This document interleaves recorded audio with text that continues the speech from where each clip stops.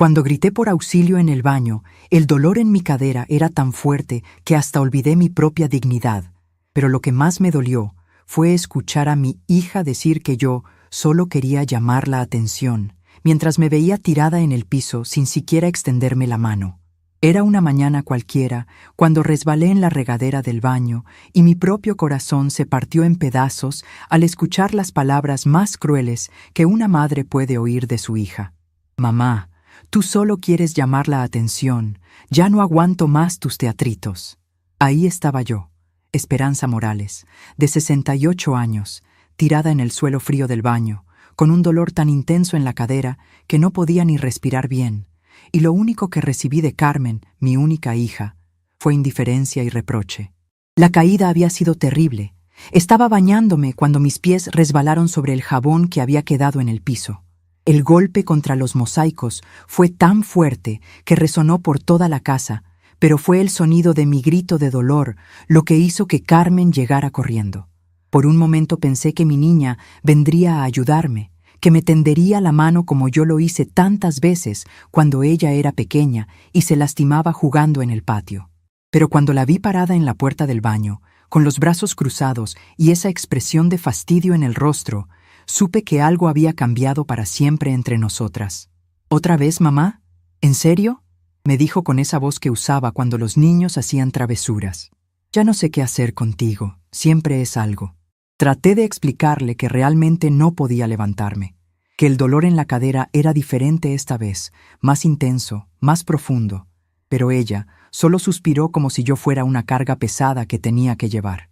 A ver, intenta pararte, me ordenó sin acercarse siquiera a ayudarme.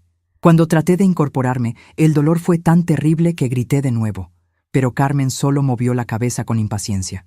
Mamá, no seas exagerada, es solo un golpe normal. Sus palabras me dolieron más que la caída. Me quedé ahí, en el suelo frío, sintiendo cómo las lágrimas se mezclaban con las gotas de agua que aún escurrían de mi cabello. Carmen se dio la vuelta y se fue, dejándome completamente sola con mi dolor y mi humillación. Fue hasta 20 minutos después, cuando Rodolfo llegó del trabajo y me encontró todavía en el baño, que finalmente alguien me ayudó a levantarme. Mi yerno, Rodolfo Hernández, siempre había sido más considerado conmigo que mi propia hija. Cuando me vio ahí tirada, inmediatamente se acercó y con mucha delicadeza me ayudó a ponerme en pie. Señora Esperanza, ¿está bien? ¿Le duele mucho? Su preocupación genuina me hizo llorar aún más, porque contrastaba tanto con la frialdad de Carmen. Deberíamos llevarla al doctor, le dijo a su esposa cuando salimos del baño. Pero Carmen inmediatamente protestó. No exageres, Rodolfo. Mi mamá está bien. Solo le gusta llamar la atención desde que vive aquí con nosotros. Esas palabras se clavaron en mi alma como agujas. Hacía 2 años que vivía con ellos, desde que mi querido esposo Aurelio había fallecido de un infarto. Carmen me había insistido en que me fuera a vivir a su casa, que no podía quedarme sola en nuestra casita de la colonia Doctores. Mamá, ven acá con nosotros. Aquí vas a estar mejor cuidada, me había dicho entonces. Pero ahora me daba cuenta de que tal vez había sido más por obligación que por amor. Los días siguientes fueron una pesadilla silenciosa. El dolor en la cadera no se iba, más bien parecía empeorar cada mañana. Cuando intentaba caminar por la casa, tenía que apoyarme en las paredes para no caerme, pero cada vez que mencionaba mi malestar, Carmen respondía con el mismo tono de hastío. «Ay, mamá, usted está bien.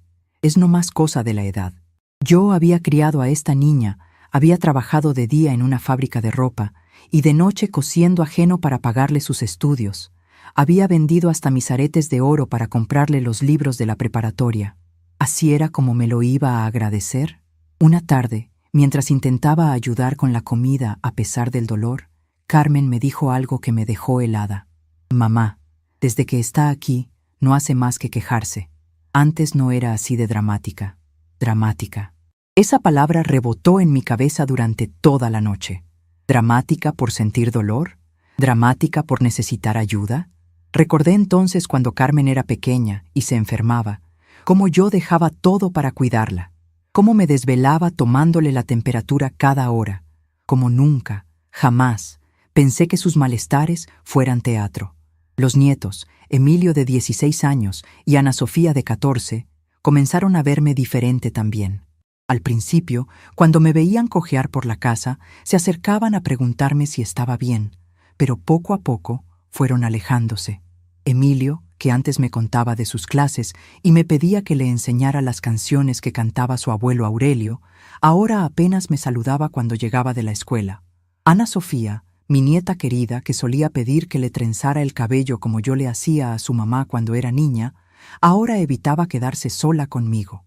Una noche escuché a Carmen hablando por teléfono con su hermana Leticia, que vive en Guadalajara.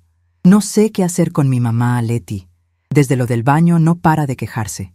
Todo le duele, todo le molesta. Creo que está exagerando para que la consintamos más. Yo estaba en mi cuartito, el que habían improvisado en lo que antes era el estudio de Rodolfo, y cada palabra me llegaba clara como una bofetada. A veces pienso que fue un error traérmela a vivir aquí, continuó Carmen. Rodolfo es muy bueno y no dice nada, pero siento que mi mamá está volviéndose una carga para toda la familia. Una carga. Mi propia hija pensaba que yo era una carga. La mujer que la había cargado en mis brazos durante días enteros cuando tenía cólicos de bebé, que había cargado bolsas de mandado durante años para que ella pudiera estudiar en lugar de trabajar, que había cargado con la tristeza de quedar viuda para no preocuparla en sus últimos meses de universidad. Ahora yo era la carga. La segunda semana después de la caída, el dolor era tan intenso que apenas podía dormir.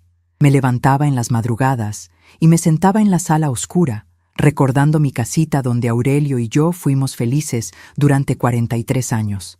Recordaba nuestra recámara pequeña pero acogedora, nuestra cocina donde siempre olía a café recién hecho, nuestro patio trasero donde cultivábamos cilantro y epazote. Todo eso lo habíamos vendido cuando él murió, porque Carmen insistió en que era lo mejor para mí. Mamá, esa casa es muy grande para usted sola. Aquí con nosotros va a estar más segura, me había dicho. Y yo, todavía aturdida por la pérdida de mi compañero de toda la vida, había aceptado sin pensar mucho. Vendimos la casa, vendimos los muebles, vendimos casi todo lo que había sido nuestra vida juntos. El dinero de la venta lo había puesto en una cuenta de ahorro que Carmen manejaba para mi seguridad, según ella. Ahora me preguntaba si había cometido el error más grande de mi vida. Una mañana, mientras trataba de preparar café para toda la familia, como había sido mi costumbre desde que llegué a vivir con ellos, el dolor fue tan fuerte que se me doblaron las piernas y caí al suelo de la cocina. Esta vez no fue cerca del baño, donde nadie me viera inmediatamente. Fue en pleno corazón de la casa, donde cualquiera podía encontrarme. Pero pasaron minutos que se sintieron como horas antes de que Ana Sofía bajara a desayunar y me viera ahí tirada. ¡Abuela!, gritó la niña, corriendo hacia mí. Por un momento sentí alivio al ver la preocupación genuina en sus ojos, esa preocupación que ya no veía en los de su madre. ¿Qué te pasó? ¿Te duele mucho? Sus manitas trataban de ayudarme a sentar, y por primera vez en semanas alguien me estaba tratando como si mi dolor fuera real, como si fuera importante. Pero cuando Carmen bajó y vio la escena, su reacción fue muy diferente. Ana Sofía, aléjate de ahí. Tu abuela está bien. Solo se le ocurrió tirarse al suelo para que la consintiéramos. Las palabras de mi hija fueron como hielo en mis venas. Mi propia nieta me miró confundida, sin saber a quién creerle, si a sus propios ojos que veían a una abuela sufrir, o a su mamá que decía que todo era mentira. Pero mami, la abuela se ve muy mal, insistió Ana Sofía con esa inocencia que solo tienen los niños. Carmen la tomó del brazo y la alejó de mí. No te metas en esto, Ana. Ve a desayunar. Tu abuela ya se va a levantar solita cuando se le quite la maña de andar dramatizando. Rodolfo llegó en ese momento y al verme en el suelo, inmediatamente se acercó a ayudarme. Carmen, tu mamá se ve muy mal. Deberíamos llevarla al hospital. Pero mi hija se interpuso entre él y yo. Rodolfo, por favor no la consientas. Mi mamá está perfectamente bien, solo que desde chiquita le gustaba hacer estos teatros cuando quería algo. Teatro, drama, maña. Esas palabras se habían vuelto el vocabulario que Carmen usaba para describir mi dolor. Esa noche, acostada en mi cama estrecha del cuartito que ahora era mi mundo, pensé en todas las veces que Carmen había estado enferma de pequeña. Recordé aquella vez que se cayó de la bicicleta y se raspó toda la rodilla. Yo había limpiado sus lágrimas, había curado su herida con tanto cuidado, había inventado cuentos para distraerla del dolor.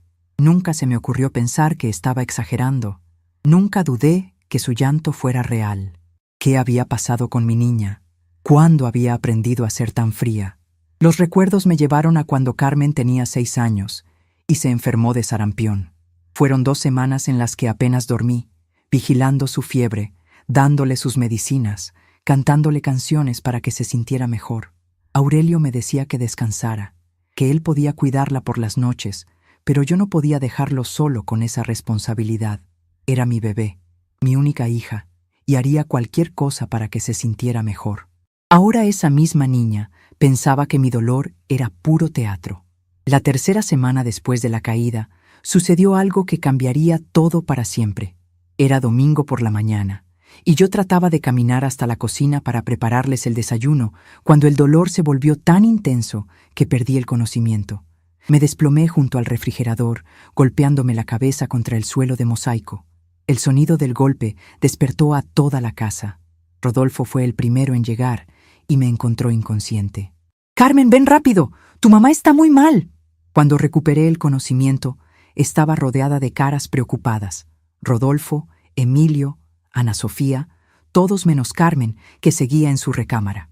«Tenemos que llevarla al hospital», decía mi yerno con urgencia, pero desde el pasillo escuché la voz de mi hija. Es otra de sus dramatizaciones. Déjenla un rato y ya se va a parar. Pero esta vez fue diferente. Esta vez hasta los niños se dieron cuenta de que algo estaba muy mal conmigo. Emilio, mi nieto mayor, se enfrentó por primera vez a su mamá. «Mamá, la abuela se ve muy enferma. No está fingiendo». Ana Sofía lloraba viendo mi cara pálida y sudorosa. «Abuela, ¿me escuchas? Abuela, por favor, no te mueras».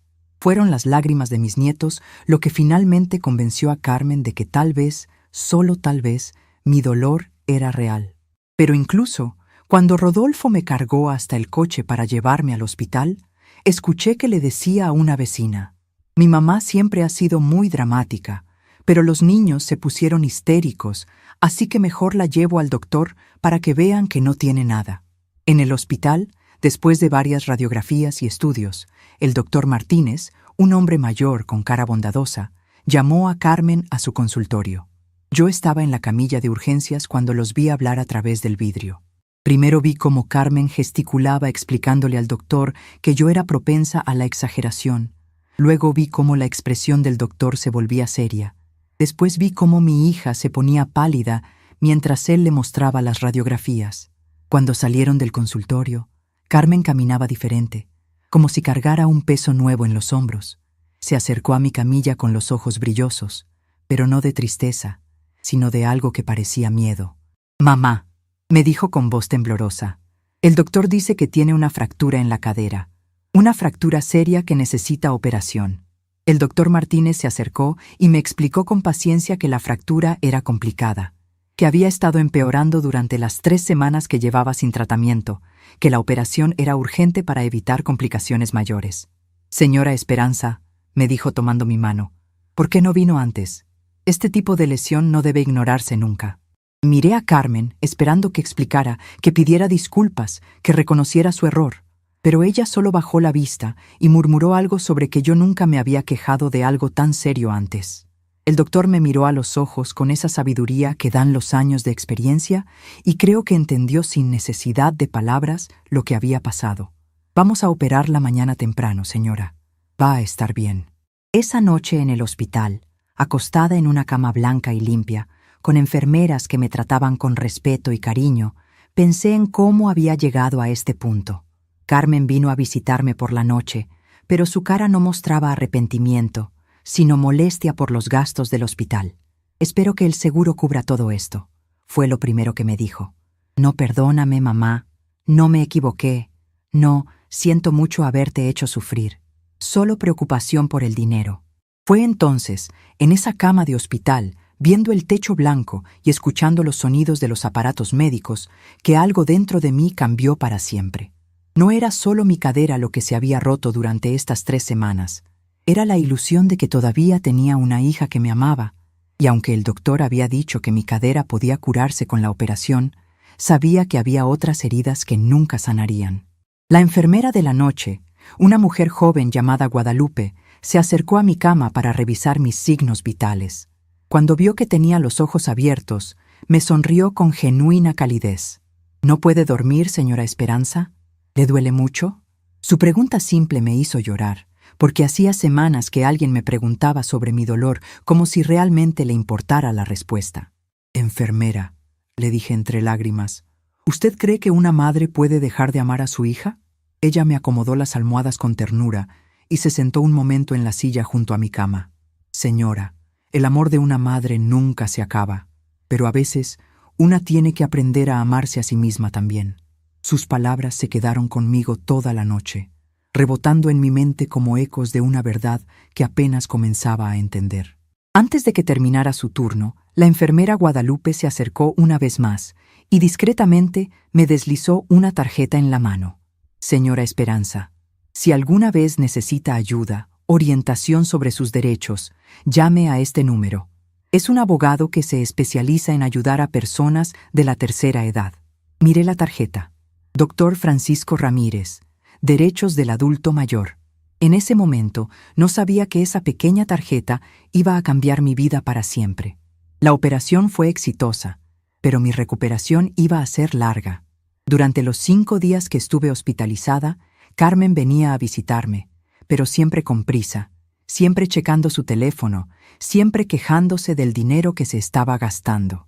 Mamá, la cuenta del hospital ya va en más de 50,000 pesos. Espero que entienda que esto nos está afectando mucho económicamente, me dijo el penúltimo día. Cuando finalmente me dieron de alta y regresé a la casa, me instalaron en el mismo cuartito del fondo, pero ahora con la excusa de que sería más tranquilo para mi recuperación.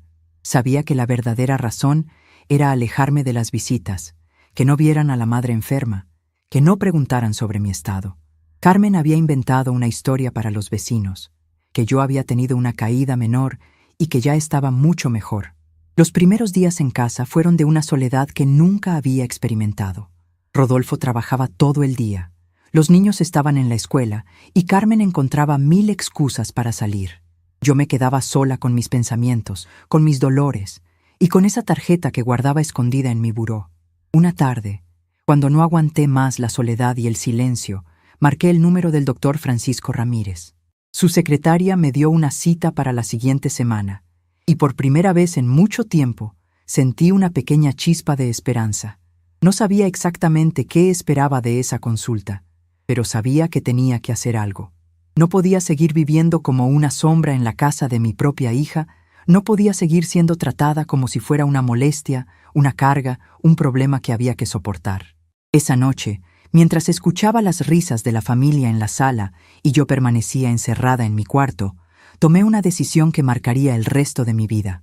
Ya no iba a ser la esperanza que aguantaba todo en silencio, que aceptaba cualquier trato con tal de no molestar. Iba a convertirme en la esperanza que mi nombre prometía, alguien que no perdería la esperanza de encontrar una vida mejor, una vida donde fuera respetada, querida, valorada. Al día siguiente comenzó una nueva etapa en mi historia, una etapa donde aprendería que nunca es demasiado tarde para defenderse, para exigir respeto, para reclamar la dignidad que toda persona merece, sin importar la edad. Carmen no lo sabía aún, pero su madre ya no era la misma mujer que había llegado a vivir con ellos 2 años atrás. Esa mujer se había quedado tirada en el suelo del baño el día de la caída. La que se estaba levantando de esa cama de hospital era alguien completamente nueva. Los días siguientes a mi regreso del hospital fueron como vivir en un limbo extraño, donde mi cuerpo estaba en esa casa, pero mi alma vagaba en territorio desconocido. Carmen había instalado una campaña en mi cuarto para que la llamara si necesitaba algo, pero cada vez que la tocaba, su respuesta llegaba cargada de suspiros y comentarios como ¿ahora qué pasó? O ¿no puede esperar a que termine lo que estoy haciendo? Era como si mi necesidad de ayuda fuera una interrupción molesta en su vida, perfectamente organizada. La primera semana después de la operación fue especialmente difícil. El dolor de la cirugía se mezclaba con una tristeza profunda que me carcomía por dentro. Desde mi ventana podía ver el patio trasero donde antes jugaban mis nietos, donde Carmen solía tomar el sol mientras leía revistas.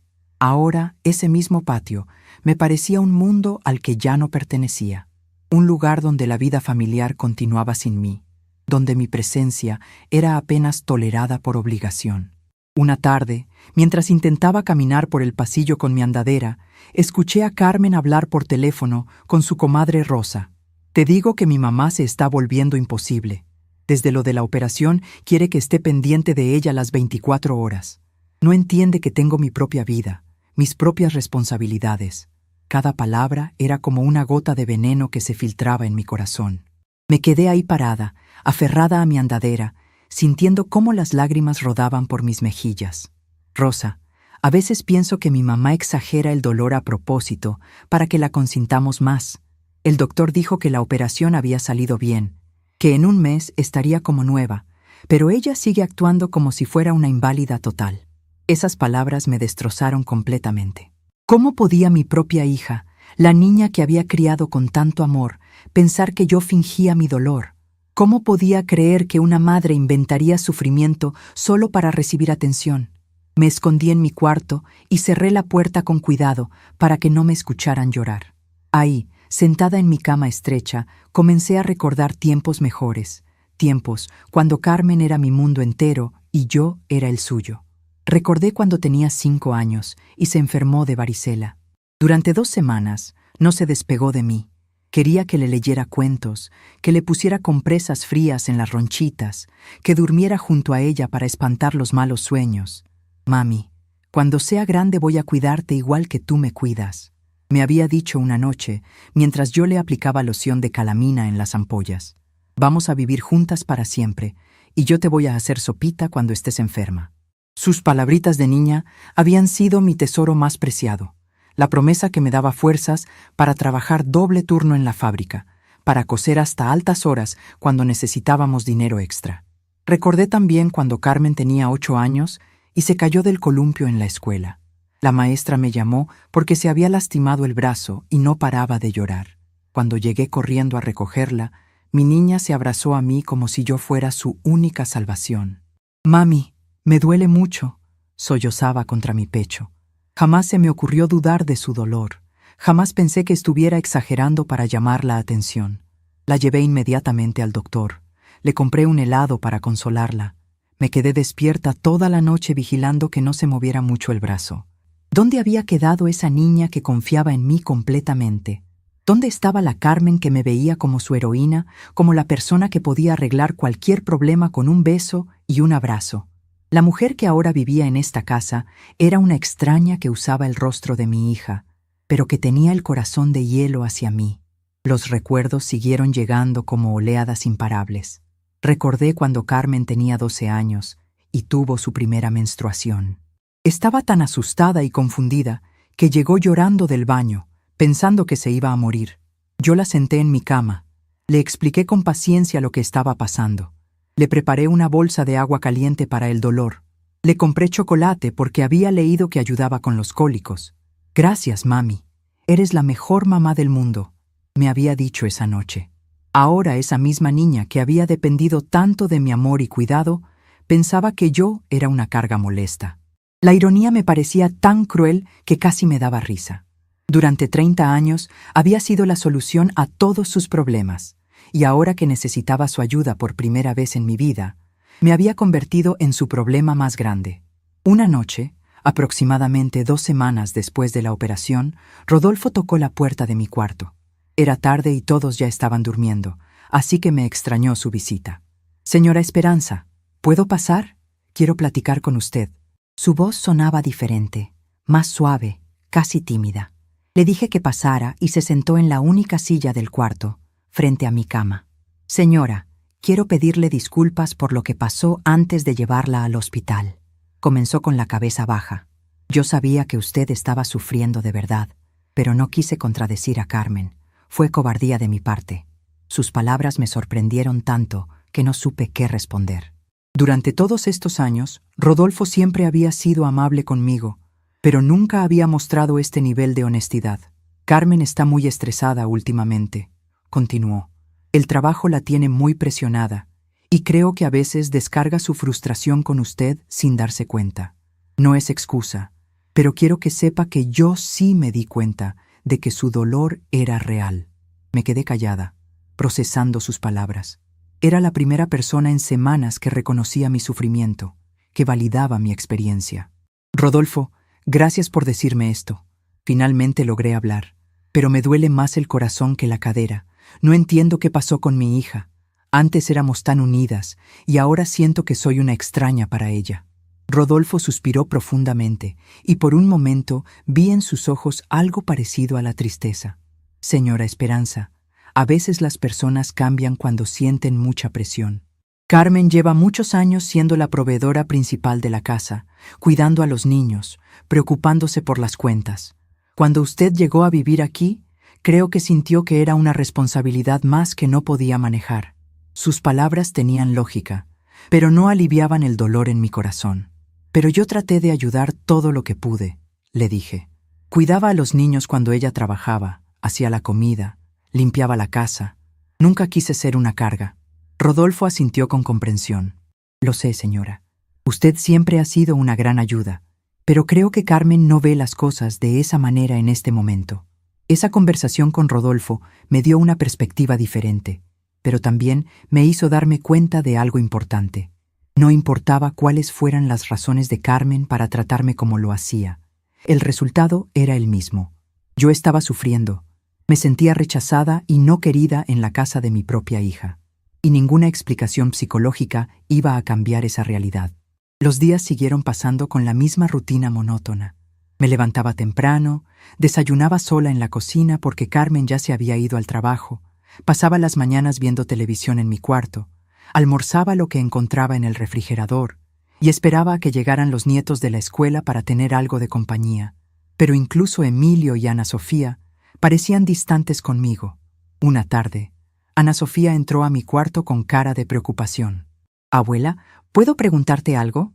Su voz sonaba pequeña, como cuando era más niña y tenía miedo de meterse en problemas. «Claro, mi amor, pregúntame lo que quieras», le respondí, feliz de tener una conversación real con alguien después de días de silencio. «Mi mamá dice que tú exageras cuando te duele algo. Dice que las abuelitas a veces hacen eso para que las consientan más. ¿Es cierto?» La pregunta de mi nieta me partió el corazón en 1000 pedazos. Era tan inocente, tan directa, tan honesta. Vi en sus ojos que realmente quería entender, que estaba confundida por las cosas que escuchaba en casa. «Ana Sofía», le dije tomando sus manitas entre las mías, «cuando tu abuela dice que le duele algo, es porque realmente le duele. Nunca fingiría estar enferma para llamar la atención.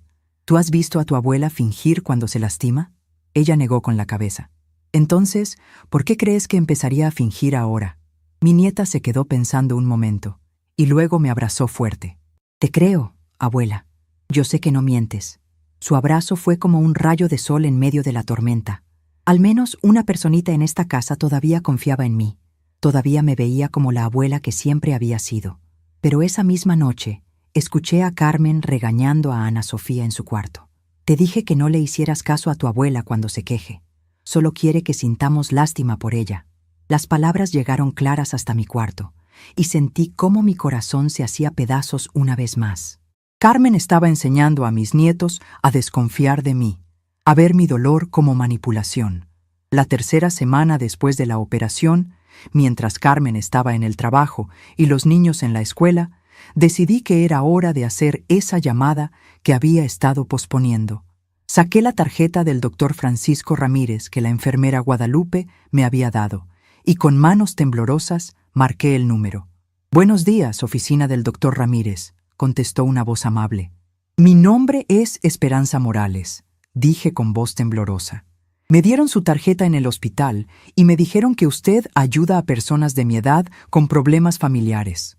La secretaria me dijo que podía darme una cita para el viernes de la siguiente semana, y yo acepté inmediatamente». Después de colgar el teléfono, me senté en mi cama y por primera vez en semanas sentí algo parecido a la esperanza. No sabía exactamente qué esperaba de esa cita, pero sabía que necesitaba hablar con alguien que entendiera mi situación, alguien que pudiera orientarme sobre qué opciones tenía.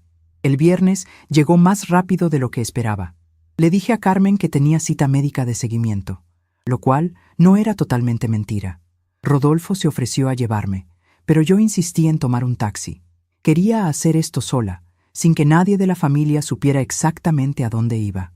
La oficina del doctor Ramírez estaba en una zona bonita de la ciudad, en un edificio moderno con jardines bien cuidados.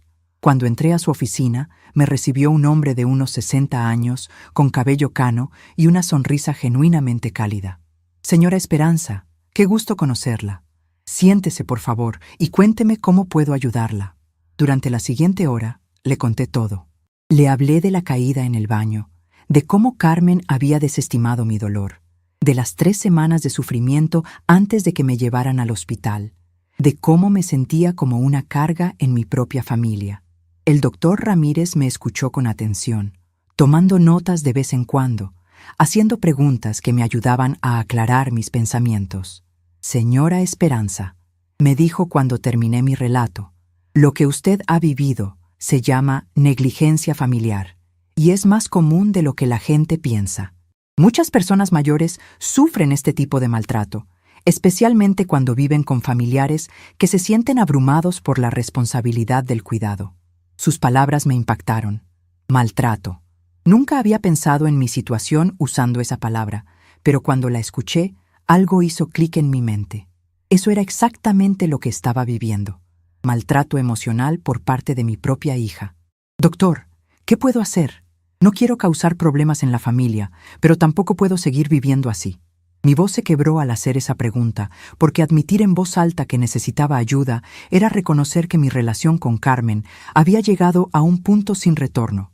Señora, usted tiene derechos y también tiene opciones. Primero, hablemos de sus recursos financieros.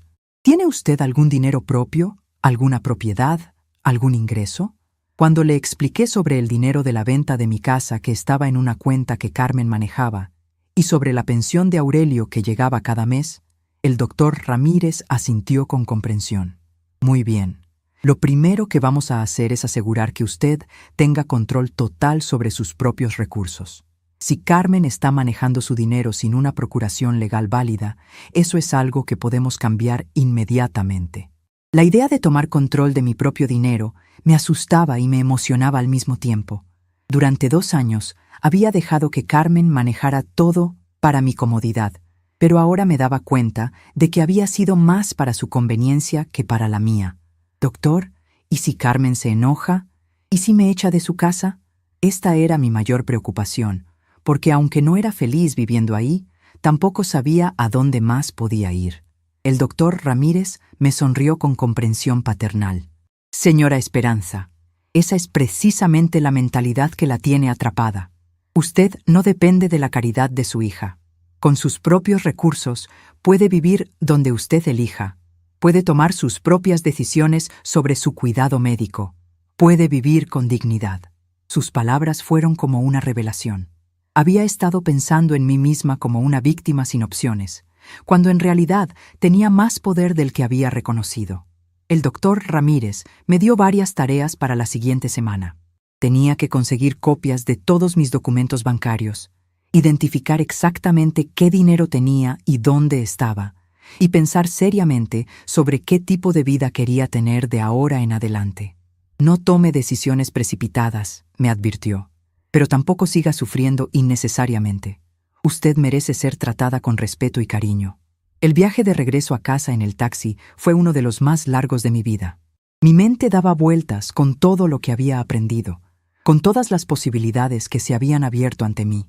Por primera vez en meses, no me sentía como una víctima sin opciones, sino como una mujer que tenía opciones, que podía tomar decisiones sobre su propio futuro.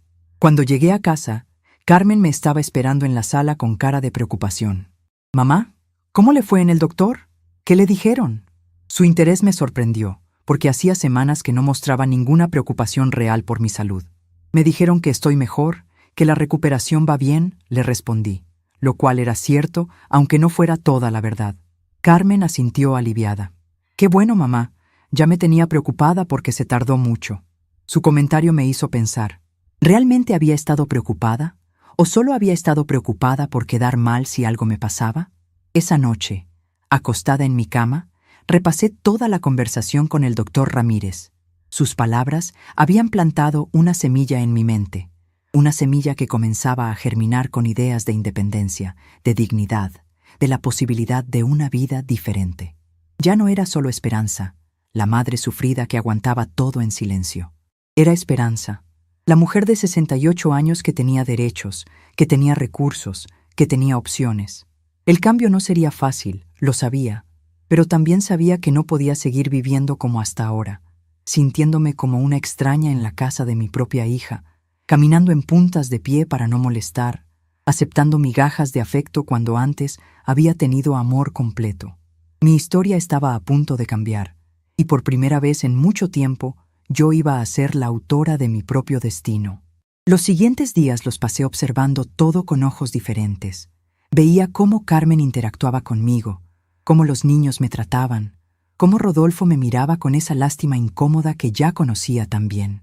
Pero ahora, en lugar de solo sentir dolor por esa situación, también sentía algo nuevo, una determinación creciente de cambiar las cosas.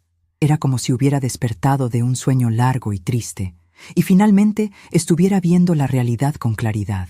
Esta no era mi casa, esta no era mi familia, en el verdadero sentido de la palabra, y yo no tenía que conformarme con ser tolerada cuando podía buscar un lugar donde fuera querida y respetada.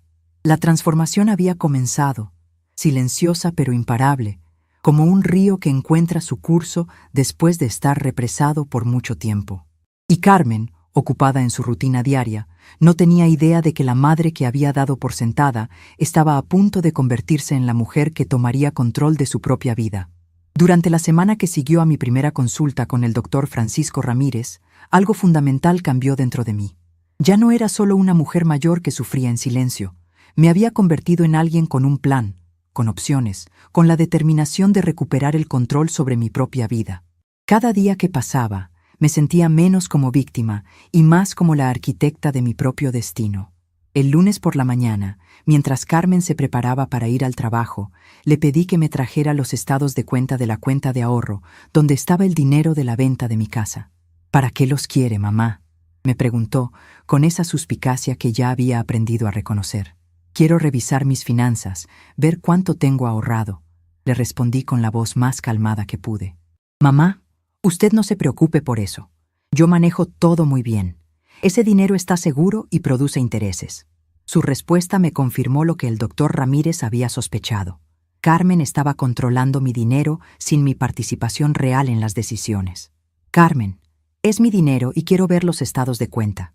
Insistí con una firmeza que me sorprendió incluso a mí misma. Carmen me miró como si fuera la primera vez que me veía. Estaba acostumbrada a que yo aceptara sus decisiones sin cuestionarlas, a que confiara ciegamente en su criterio. Está bien, mamá. Esta noche le traigo los papeles, me dijo finalmente, pero su tono había cambiado. Por primera vez, parecía darse cuenta de que algo era diferente en mí. Esa tarde, mientras estaba sola en casa, llamé al banco donde Aurelio y yo habíamos tenido nuestra cuenta durante años. Expliqué mi situación al ejecutivo de cuentas. Le dije que necesitaba información sobre mi dinero y mis derechos como titular. Señora Morales, para proteger su privacidad, necesitamos que venga personalmente a la sucursal con su identificación, me explicó. Acordé ir al día siguiente. Cuando Carmen llegó esa noche, traía una carpeta con papeles bancarios. Se sentó conmigo en la mesa de la cocina y comenzó a explicarme los números como si fuera una niña pequeña que no entendía de dinero. Mira, mamá, aquí tienes 320,000 pesos en la cuenta de ahorro. Está ganando el 4% anual de intereses. Es una muy buena inversión. Mientras ella hablaba, yo examinaba los papeles cuidadosamente. Mi nombre estaba en la cuenta, pero Carmen aparecía como cotitular con poder para hacer movimientos. No recordaba haber firmado esos documentos, y cuando se lo mencioné, ella me dijo, «Claro que los firmaste, mamá. Cuando te viniste a vivir aquí, fuimos juntas al banco para arreglar todo. ¿No te acuerdas?» La verdad era que no me acordaba de haber firmado nada que le diera tanto control a Carmen sobre mi dinero. Después de la muerte de Aurelio, había estado tan aturdida, tan perdida en mi dolor, que posiblemente había firmado cosas sin entender completamente las implicaciones.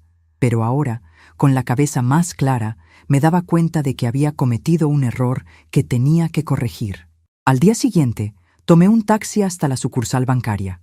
Cuando le expliqué mi situación al gerente, un hombre joven llamado Lick, Alberto Jiménez, él revisó mi cuenta y me confirmó lo que había sospechado. Señora Morales, efectivamente su hija tiene poderes muy amplios sobre esta cuenta. Puede hacer retiros, transferencias, inversiones, prácticamente cualquier movimiento bancario. ¿Y si yo quiero cambiar eso?, le pregunté directamente. El Lick Jiménez me explicó que como titular principal de la cuenta, yo tenía derecho a modificar los términos, a remover cotitulares, a transferir fondos a cuentas nuevas. ¿Qué me recomienda que haga?, le pregunté, sintiendo por primera vez en mucho tiempo que alguien me estaba tratando como una adulta capaz de tomar decisiones financieras. Señora, si usted quiere tener control exclusivo sobre su dinero, lo más sencillo es abrir una cuenta nueva solo a su nombre y transferir los fondos. De esa manera, usted será la única persona autorizada para hacer movimientos. Sus palabras fueron música para mis oídos. Podía tomar control de mi propio dinero, podía asegurar mi independencia financiera. ¿Cuánto tiempo tomaría hacer esa transferencia?, pregunté. Si usted decide hacerlo hoy, podemos completar el proceso en 1 hora. Solo necesita firmar algunos documentos y decidir qué tipo de cuenta quiere abrir. La rapidez con la que se podía solucionar mi problema me sorprendió gratamente. Pero entonces me asaltó una duda terrible. ¿Carmen se va a dar cuenta inmediatamente de que movimos el dinero? El gerente asintió. Sí, señora. Cuando ella trate de accesar la cuenta, verá que el saldo está en 0. Recibirá una notificación del banco sobre la transferencia. Eso me hizo pausar. Una vez que hiciera ese movimiento, no habría vuelta atrás. Carmen sabría inmediatamente que había tomado control de mi dinero y su reacción sería impredecible. ¿Estaría furiosa? ¿Trataría de echarme de la casa? ¿Me acusaría de ser malagradecida después de todo lo que había hecho por mí? Pensé en las palabras del doctor Ramírez. Usted no depende de la caridad de su hija. Tenía razón. Con mi propio dinero, con mi pensión mensual, podía vivir independientemente. No tenía por qué seguir aceptando un trato que me hacía sentir pequeña e insignificante. Lick Jiménez, quiero abrir la nueva cuenta y transferir todo mi dinero, le dije con una determinación que me sorprendió. Pero también quiero explorar opciones de inversión que me den un ingreso mensual mejor. El gerente me sonrió con aprobación y comenzamos el proceso inmediatamente. Durante la siguiente hora, abrí una cuenta nueva, transferí todos mis ahorros e incluso contraté un plan de inversión que me daría ingresos mensuales más altos que los que había estado recibiendo. Cuando salí del banco, tenía en mi bolsa una tarjeta de débito nueva, un talonario de cheques y por primera vez en 2 años, control total sobre mi propio dinero. En el taxi de regreso a casa, mi corazón latía tan fuerte que pensé que se me iba a salir del pecho. Acababa de tomar la decisión más importante de mi vida en mucho tiempo, y no había vuelta atrás.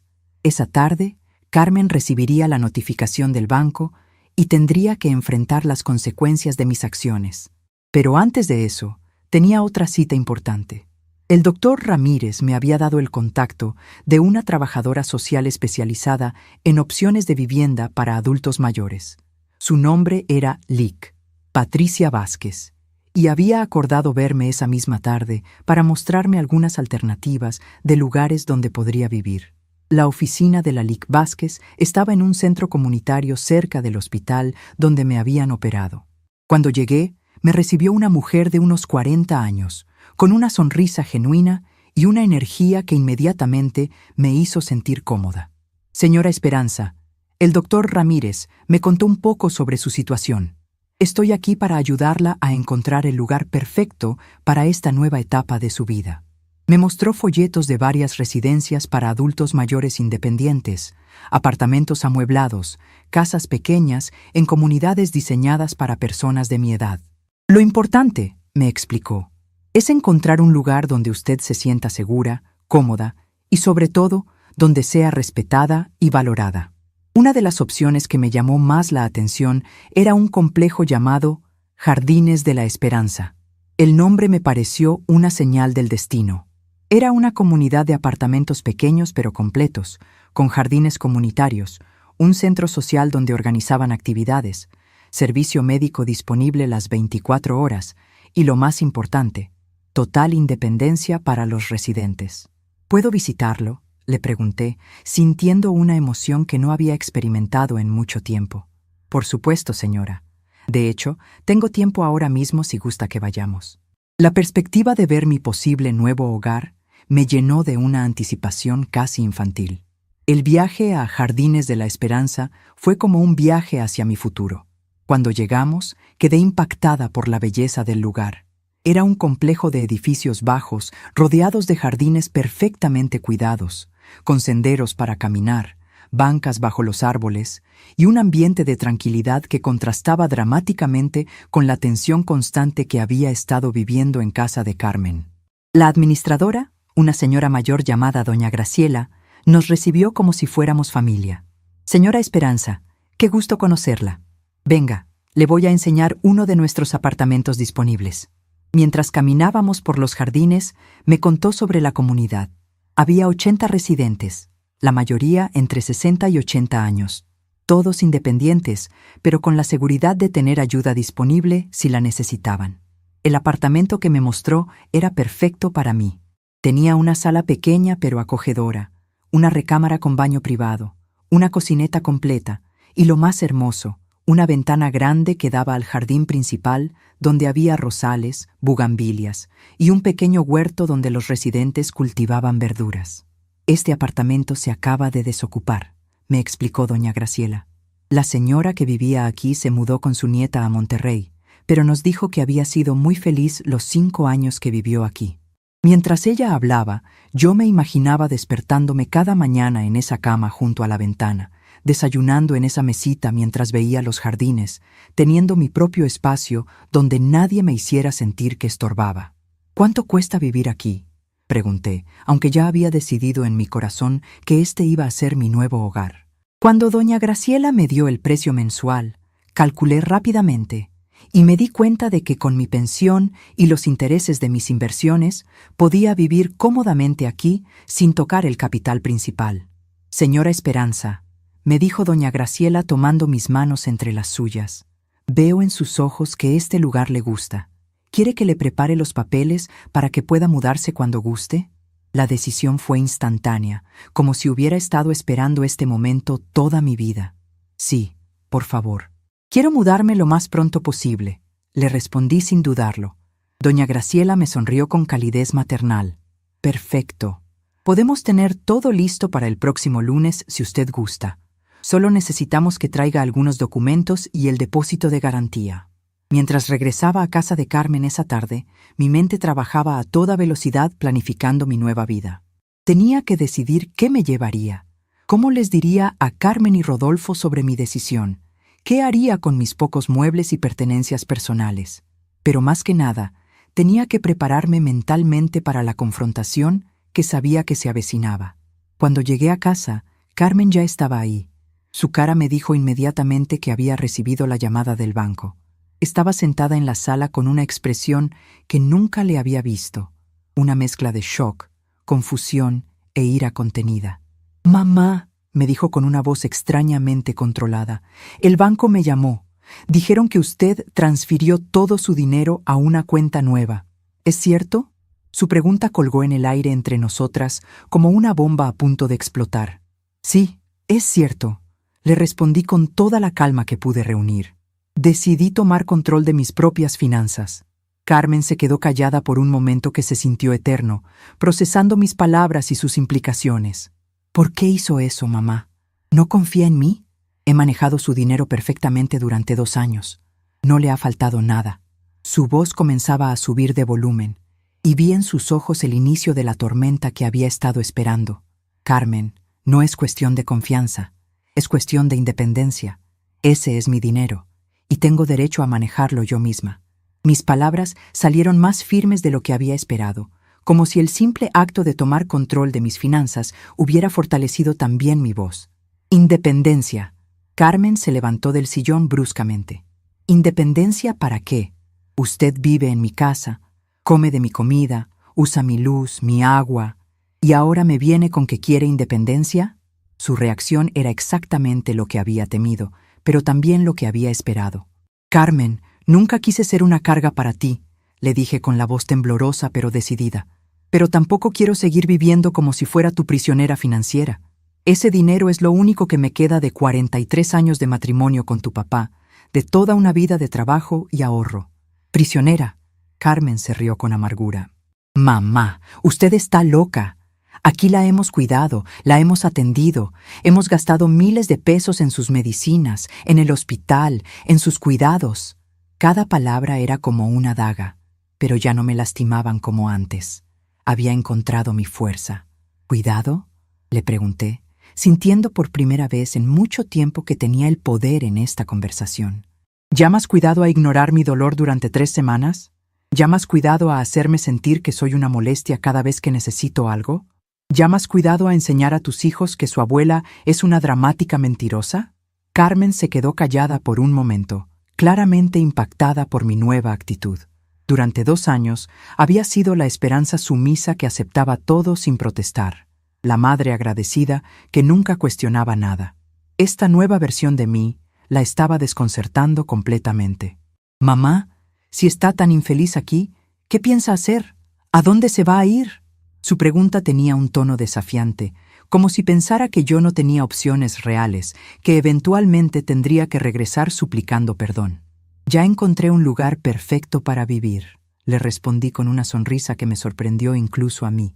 Un lugar donde seré respetada, donde mi edad será vista como sabiduría y no como una carga, donde podré vivir con dignidad. Carmen me miró como si hubiera perdido la razón. ¿De qué lugar está hablando? ¿Quién le está llenando la cabeza de ideas locas? Su pregunta reveló exactamente lo que había sospechado. Carmen no podía concebir que yo fuera capaz de tomar decisiones independientes, que alguien no le hubiera llenado la cabeza para que actuara así. Nadie me está llenando la cabeza de nada, Carmen. Simplemente me cansé de ser tratada como si fuera invisible, como si mis sentimientos no importaran, como si mi único propósito fuera no causar problemas. Cada palabra salía de mi corazón con una honestidad brutal. En ese momento llegó Rodolfo del trabajo y inmediatamente sintió la tensión en el ambiente. ¿Qué pasa? ¿Por qué están gritando? Carmen se volvió hacia él con desesperación. Tu suegra se volvió loca, Rodolfo.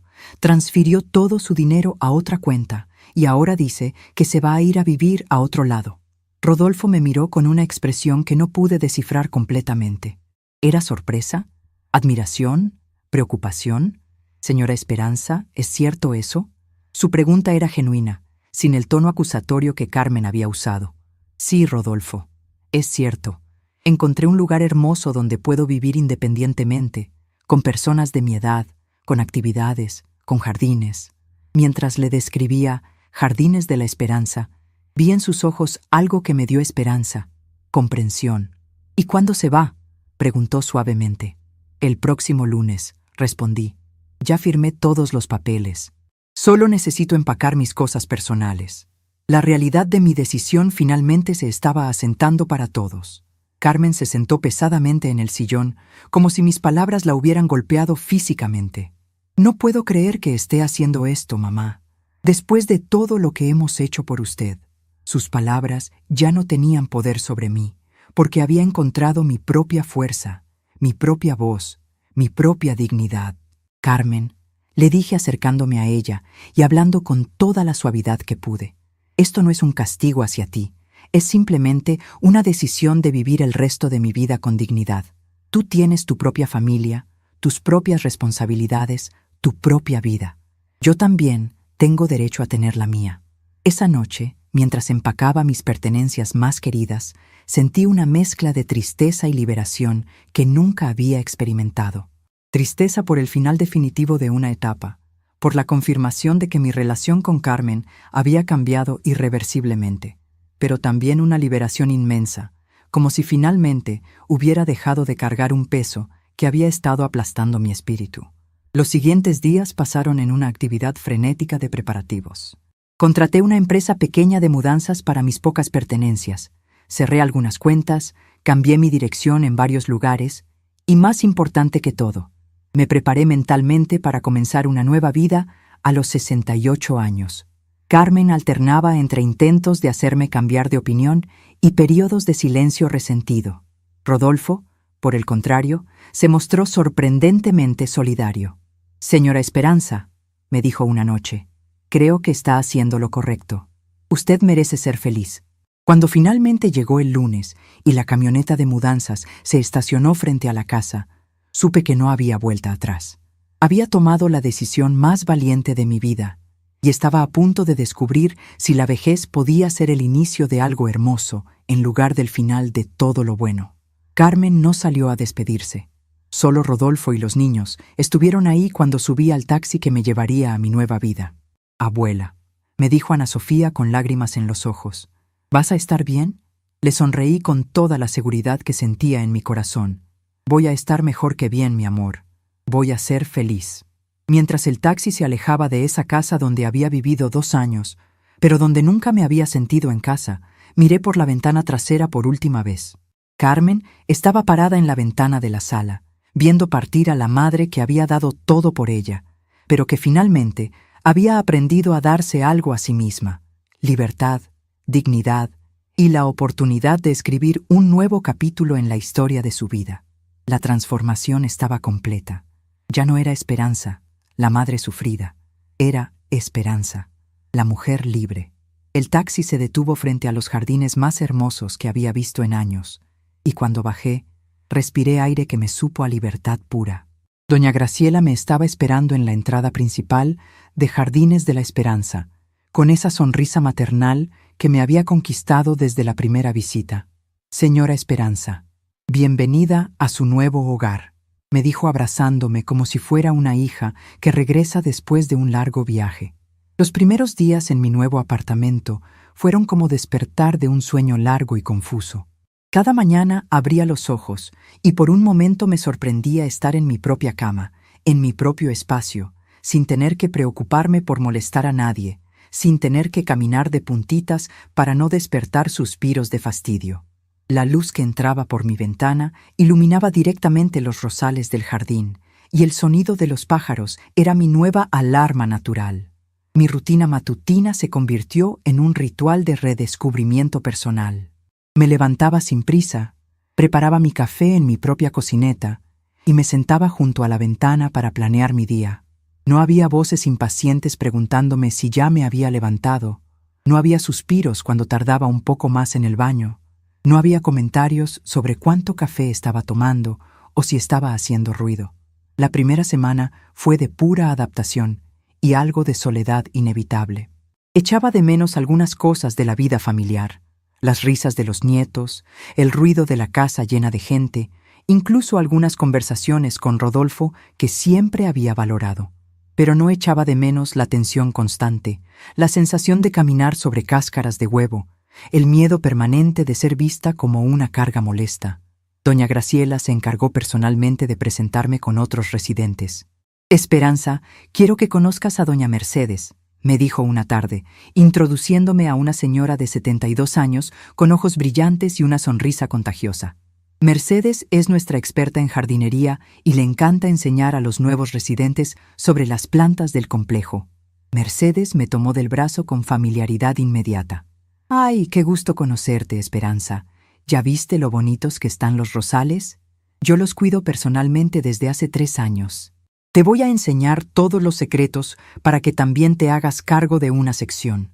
Su entusiasmo era tan genuino que inmediatamente me hizo sentir parte de algo especial. También conocí a don Rafael, un señor de 75 años que había sido maestro de primaria durante 40 años y ahora organizaba tertulias literarias todos los martes por la tarde. «Esperanza, necesitamos sangre nueva en nuestro grupo de lectura», me dijo con ojos pícanos. «Ya no sabemos de memoria todas nuestras historias. Seguramente tú tienes muchas experiencias interesantes que compartir». Poco a poco fui descubriendo que Jardines de la Esperanza no era solo un lugar para vivir, sino una comunidad real donde las personas se conocían, se cuidaban unas a otras, se interesaban genuinamente en el bienestar de sus vecinos. Era todo lo opuesto a lo que había vivido en casa de Carmen, donde me sentía invisible la mayor parte del tiempo. Durante mi segunda semana, mientras regaba las plantas en mi pequeña sección del jardín comunitario, vi a una mujer joven acercarse por el sendero principal. Mi corazón se aceleró cuando reconocí la forma de caminar, el cabello ondulado, la postura familiar. Era Ana Sofía, mi nieta, que venía caminando lentamente hacia donde yo estaba. «Abuela», me llamó con voz tímida cuando estuvo cerca. «¿Puedo hablar contigo?» Su presencia me llenó de una alegría inmensa, pero también de una preocupación maternal. «Claro, mi amor, ven acá», le respondí abriendo mis brazos para recibirla. Se acercó y me abrazó con esa fuerza que solo tienen los adolescentes cuando realmente necesitan consuelo. «¿Cómo llegaste hasta aquí?», le pregunté, sorprendida de verla sola. «¿Tu mamá sabe que viniste?». Ana Sofía negó con la cabeza, y vi en sus ojos una tristeza que me partió el corazón. «No, abuela. Mi mamá no sabe. Le dije que iba a casa de una amiga, pero en realidad tomé 2 camiones para venir a buscarte». Nos sentamos en una de las bancas del jardín, bajo la sombra de un jacaranda que estaba comenzando a florecer. «¿Qué pasa, mi amor? ¿Por qué viniste hasta acá solita?». Ana Sofía respiró profundamente antes de hablar, como si estuviera reuniendo valor para decir algo muy importante. «Abuela, desde que te fuiste, la casa está muy rara. Mi mamá casi no habla, siempre está de mal humor, regaña a todos por cualquier cosa. Y mi papá dijo algo que me confundió mucho». Sus palabras me llenaron de una preocupación mezclada con curiosidad. «¿Qué dijo tu papá, mi nieta?». Ana Sofía me miró directamente a los ojos, con esa honestidad brutal que tienen los jóvenes. Dijo que mi mamá había tratado muy mal a su propia madre, que había sido injusta contigo, que él se sentía mal por no haberte defendido más. Las lágrimas comenzaron a rodar por sus mejillas. «¿Es cierto, abuela? ¿Mi mamá te trató mal?». Esa pregunta me puso en una posición muy difícil. Por un lado, quería ser honesta con mi nieta, que claramente estaba buscando entender una situación familiar compleja. Por otro lado, no quería dañar su relación con su madre hablando mal de Carmen. Decidí responder con la mayor sabiduría que pude reunir. «Ana Sofía, tu mamá es una buena persona que estaba pasando por momentos muy difíciles. A veces, cuando las personas están muy estresadas, tratan mal a otros sin darse cuenta. No creo que tu mamá quisiera lastimarme, pero sí me lastimó». Mis palabras salieron cuidadosamente medidas, tratando de ser honesta sin ser destructiva. «Pero abuela, yo me acuerdo cuando te caíste en el baño y mi mamá dijo que estabas fingiendo. Yo sabía que no era cierto. Podía ver en tu cara que realmente te dolía mucho». Ana Sofía tenía razón, y su memoria clara de esos eventos me confirmó que había sido una testiga silenciosa del maltrato que había recibido. «Mi amor, lo importante no es juzgar a tu mamá, sino aprender de lo que pasó. Tu abuela decidió buscar un lugar donde fuera feliz, donde se sintiera valorada y respetada. Y mira», le dije señalando hacia los jardines que nos rodeaban, «encontré un lugar hermoso donde cada día me levanto contenta». Ana Sofía miró a su alrededor, viendo realmente por primera vez el lugar donde ahora vivía. «Abuela, esto es muy bonito. ¿Eres feliz aquí?». Su pregunta era tan directa, tan sincera, que no pude evitar sonreír con toda la alegría que sentía. «Sí, mi nieta, aquí soy muy feliz. Tengo amigas que me aprecian, actividades que me gustan, mi propio espacio donde puedo ser yo misma sin molestar a nadie». Mientras hablaba, vi pasar a Mercedes con una regadera, y ella nos saludó cariñosamente. «¿Esa es tu nieta, Esperanza? ¡Qué hermosa muchacha!». Ana Sofía sonrió tímidamente cuando Mercedes se acercó a conocerla. «Niña, tu abuela se ha vuelto la reina de los rosales aquí. Tiene mano mágica para las plantas y además nos cuenta las historias más bonitas en las tardes». Las palabras de Mercedes me llenaron de orgullo, porque confirmaban que había encontrado no solo un lugar para vivir, sino una comunidad que me valoraba. Después de que Mercedes se fue, Ana Sofía me tomó de la mano. «Abuela, ¿puedo venir a visitarte seguido?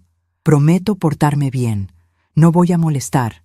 Su petición me conmovió profundamente, porque me di cuenta de que mi nieta también había estado sufriendo las consecuencias de la tensión familiar. «Mi amor, tú puedes venir cuando quieras. Siempre serás bienvenida aquí. Pero tienes que hablar con tu mamá y tu papá. No quiero que vengas a escondidas porque eso te va a causar problemas en casa». Ana Sofía asintió con comprensión madura. ¿Y si mi mamá no me deja venir?, preguntó con preocupación. Entonces yo hablaré con ella, le prometí. Tu mamá y yo tenemos nuestros problemas, pero eso no significa que tú tengas que pagar las consecuencias. Tú eres mi nieta y siempre lo vas a ser.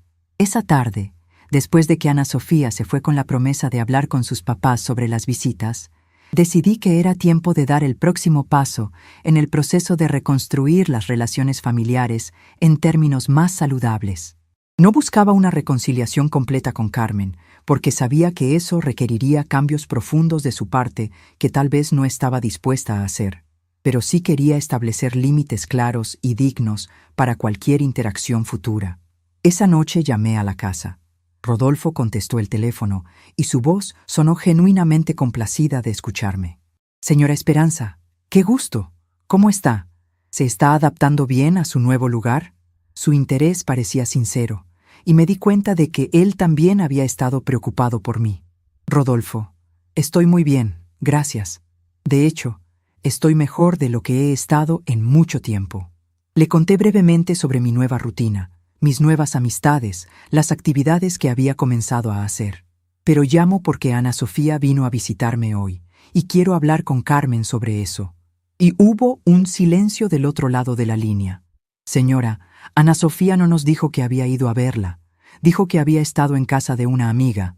Rodolfo sonaba preocupado, y yo me di cuenta de que había puesto a mi nieta en una posición difícil sin querer. No quiero que Ana Sofía se meta en problemas por venir a verme, le expliqué. Pero también quiero que sepan que ella será siempre bienvenida aquí. Soy su abuela, y ese lazo no se puede romper por los problemas que Carmen y yo tengamos. Rodolfo estuvo de acuerdo conmigo, y me prometió que hablaría con Carmen al respecto. ¿Puedo hablar con ella ahora?, pregunté, refiriéndome a Carmen. Hubo otro silencio, más largo esta vez. Señora, Carmen todavía está muy dolida por lo que pasó. No está lista para hablar con usted. Las palabras de Rodolfo me confirmaron lo que había sospechado. Carmen interpretaba mi independencia como una traición personal. Rodolfo, dile a Carmen que no me fui para castigarla.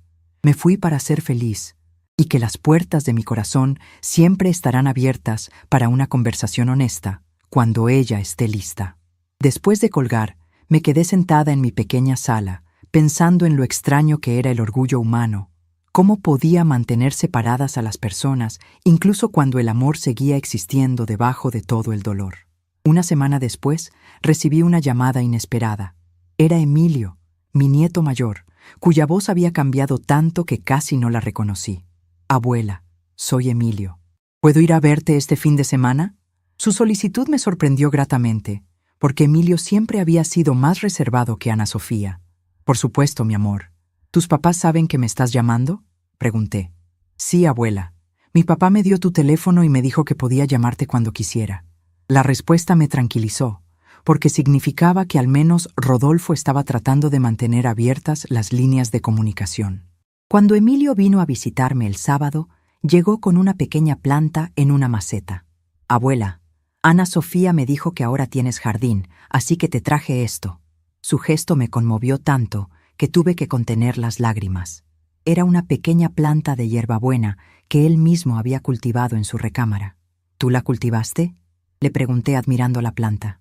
Emilio asintió con orgullo tímido. Sí, abuela. La planté hace como 3 meses. Mi papá me enseñó, y pensé que te gustaría tener una en tu nuevo jardín.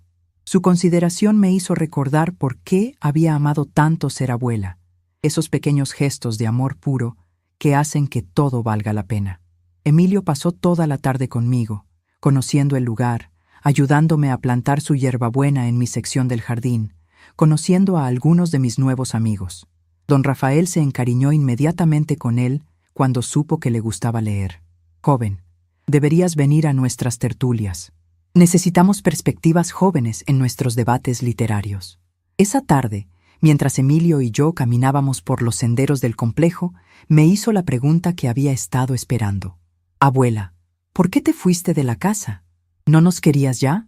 Su pregunta era tan inocente, tan llena de la confusión natural de un adolescente que no entendía completamente las complejidades de las relaciones familiares. Emilio, Yo los quiero más que a mi propia vida. Me fui porque necesitaba encontrar un lugar donde pudiera ser feliz, donde no sintiera que estorbaba todo el tiempo. Le expliqué de la manera más simple posible, sin entrar en detalles que podrían lastimarlo. A veces las personas mayores necesitan espacios donde se sientan útiles y valoradas. ¿Pero no te sentías valorada en casa? Su pregunta fue como una flecha directa al corazón de toda la situación.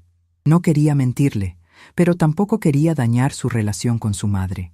Emilio, tu mamá estaba pasando por momentos muy difíciles y a veces eso hace que las personas no actúen de la mejor manera. No es que sea mala persona, simplemente estaba muy estresada. Mi explicación pareció satisfacerlo, al menos parcialmente. Cuando se fue esa tarde, me abrazó muy fuerte y me prometió que vendría a visitarme seguido. Abuela, me da mucho gusto que seas feliz aquí. Se te ve diferente, como más contenta. Sus palabras confirmaron lo que yo misma había estado sintiendo, que había recuperado una versión de mí misma que había perdido durante los últimos años. Las semanas siguientes establecieron un patrón nuevo pero satisfactorio. Los nietos me visitaban alternativamente los fines de semana, a veces juntos, a veces por separado. Rodolfo los traía y los recogía, y siempre se quedaba un rato para platicar conmigo. Gradualmente, estas visitas se volvieron algo normal, aceptado por toda la familia, excepto por Carmen, quien seguía sin dirigirme la palabra. Un mes después de mi mudanza, doña Graciela me invitó a participar en el comité organizador de eventos del complejo. Esperanza, tienes una energía muy bonita y las otras señoras te han tomado mucho cariño. ¿Te gustaría ayudarnos a planear las actividades mensuales? Su invitación me hizo sentir verdaderamente integrada a mi nueva comunidad. Mi primera contribución fue organizar una tarde de intercambio de historias donde cada residente podía compartir una anécdota importante de su vida. La respuesta fue tan positiva que decidimos hacerlo una tradición mensual. Esperanza, tienes don para hacer que las personas se sientan importantes, me dijo don Rafael después del primer evento. Durante esa época también comencé a tomar clases de pintura en acuarela que ofrecían en el centro comunitario. Nunca había tenido tiempo para dedicarme a actividades artísticas y descubrí que tenía cierta habilidad natural para capturar los colores del jardín en papel. Mis primeras obras fueron torpes, pero cada semana mejoraba, y el proceso de crear algo hermoso con mis propias manos me llenaba de una satisfacción que no había experimentado en años. 3 meses después de mi mudanza, recibí una llamada que cambiaría todo nuevamente. Era Rodolfo, pero su voz sonaba diferente, más seria, casi urgente. Señora Esperanza, necesito hablar con usted. ¿Puedo ir a verla mañana? Su tono me preocupó inmediatamente. Por supuesto, Rodolfo. ¿Está todo bien? ¿Los niños están bien? Mi mente inmediatamente se fue a lo peor. Los niños están bien, señora. Es sobre Carmen. Su respuesta no me tranquilizó para nada. Cuando Rodolfo llegó al día siguiente, se veía cansado, como si no hubiera dormido bien en varios días. Nos sentamos en mi pequeña sala, y él se quedó callado por un momento largo antes de comenzar a hablar. Señora Esperanza, Carmen ha estado muy mal desde que usted se fue. Al principio pensé que solo estaba enojada, pero ahora creo que es algo más profundo. Sus palabras me llenaron de una preocupación maternal que había estado tratando de reprimir. ¿Qué quieres decir con que está mal?, pregunté, sintiendo mi corazón acelerarse. Rodolfo suspiró profundamente antes de continuar. No duerme bien. Llora en las noches cuando cree que nadie la escucha. Está distraída en el trabajo. Casi no habla con los niños. Ayer me dijo que siente que perdió a su mamá para siempre, que usted nunca la va a perdonar. Las lágrimas comenzaron a formar en mis ojos mientras escuchaba la descripción de mi hija sufriendo. ¿Ella quiere hablar conmigo?, pregunté con voz temblorosa. Rodolfo negó con la cabeza. Dice que es demasiado orgullosa para pedirle perdón, que ya es muy tarde para arreglar las cosas. Su respuesta me frustró y me entristeció al mismo tiempo. Rodolfo, dile a Carmen que no es demasiado tarde para nada, que yo nunca dejé de ser su madre, que el amor de una madre no se acaba nunca, aunque a veces necesite tomar decisiones difíciles para protegerse. Mis palabras salieron directo del corazón. ¿Usted estaría dispuesta a verla si ella decidiera venir? Su pregunta me hizo pausar, no porque no supiera la respuesta, sino porque quería asegurarme de dar la respuesta correcta. Por supuesto que sí, pero tiene que entender que no voy a regresar a vivir con ustedes. He encontrado mi lugar aquí. He construido una nueva vida que me hace feliz. Cualquier relación que reconstruyamos tiene que basarse en respeto mutuo, no en obligación. Mi respuesta era firme pero amorosa. Rodolfo asintió con comprensión. Señora, creo que Carmen finalmente está entendiendo que la trató mal, que fue injusta con usted, pero le da mucha pena admitirlo. Su explicación me dio esperanza, porque sugería que tal vez Carmen estaba comenzando a tener la introspección que había faltado durante tantos meses. Dile que las puertas de mi corazón siempre están abiertas para ella, pero que esta vez la relación tiene que ser entre iguales, no entre una madre sufrida y una hija resentida. Mis palabras salieron con una claridad que me sorprendió incluso a mí. Después de que Rodolfo se fue, me quedé sentada en mi jardín, contemplando cómo la vida puede dar vueltas tan inesperadas. Había tomado la decisión más difícil de mi vida al irme de casa de Carmen, pero esa decisión había creado la posibilidad de una relación nueva y más saludable. A veces hay que perder algo completamente para poder encontrarlo de una manera mejor.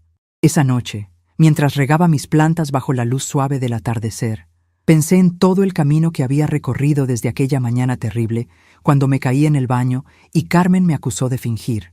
Había pasado de ser una víctima silenciosa a ser una mujer independiente que había recuperado su dignidad y su alegría de vivir.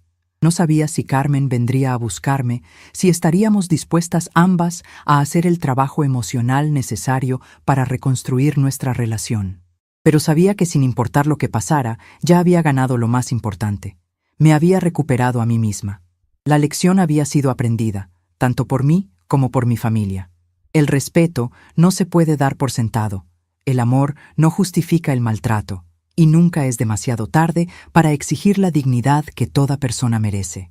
Mi nueva vida en Jardines de la Esperanza era la prueba viviente de que los finales también pueden ser comienzos, y que a veces la decisión más amorosa que una madre puede tomar es enseñar a sus hijos que el amor verdadero incluye el amor propio. Un año completo había pasado desde el día que cambió mi vida para siempre. Estaba en mi jardín, regando mis violetas que ahora florecían con colores más vibrantes que nunca, cuando escuché pasos familiares en el sendero. Al levantar la vista, mi corazón se detuvo por un momento. Era Carmen, caminando lentamente hacia mí, con los ojos rojos y una expresión que nunca le había visto. «Mamá», dijo con voz quebrada, deteniéndose a unos pasos de distancia. ¿Puedo hablar contigo?»